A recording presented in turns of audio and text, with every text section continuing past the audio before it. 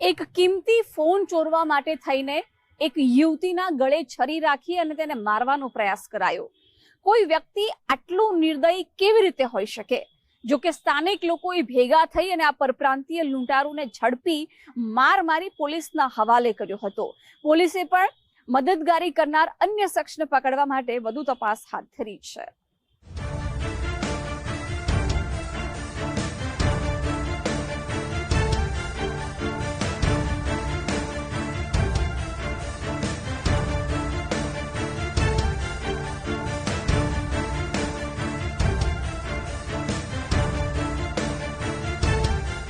સુરતના પીપોદરા જીઆઈડીસી વિસ્તારમાં ચોરી, લૂંટફાટ અને મારામારી સહિતની ગુનાખોરીનું પ્રમાણ વધતું જઈ રહ્યું છે।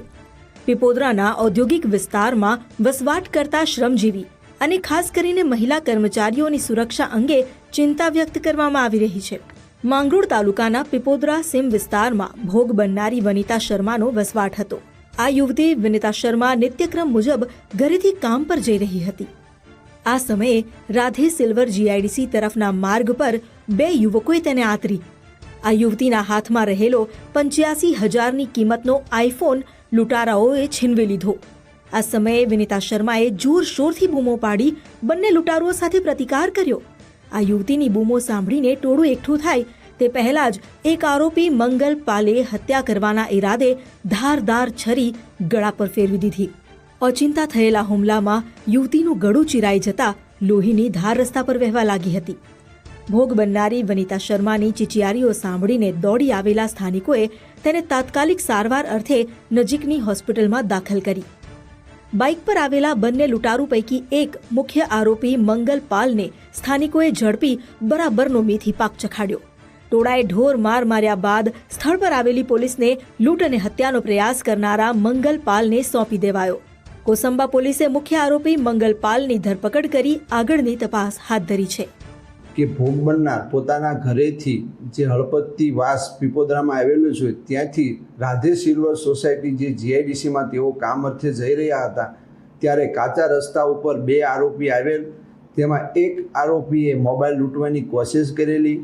ભોગ બનનારે પ્રતિકાર કરતા આરોપી મંગલપાલ ઉપેન્દ્રપાલે ચપ્પુ ગળાના ભાગે મારી દીધેલું અને મોબાઈલ ઝૂંટવી લીધેલો।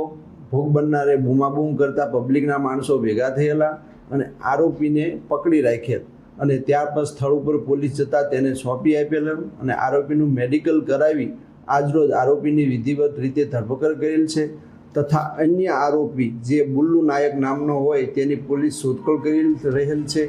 પીડિત યુવતી પાસે મોંઘો દાટ ફોન હોવાની અને એકલી નોકરીએ જતી આવતી હોવાની બંને આરોપીઓને પહેલાથી જાણકારી હતી, જેથી બાઇક પર બેસીને બંને લૂંટારૂએ છેલ્લા 3-4 દિવસથી રેકી કરી હતી। આ ગુનામાં મંગલપાલને ઝડપીને પોલીસે ગુનામાં વપરાયેલી ધારદાર છરી અને આઈફોન પણ જપ્ત કર્યો।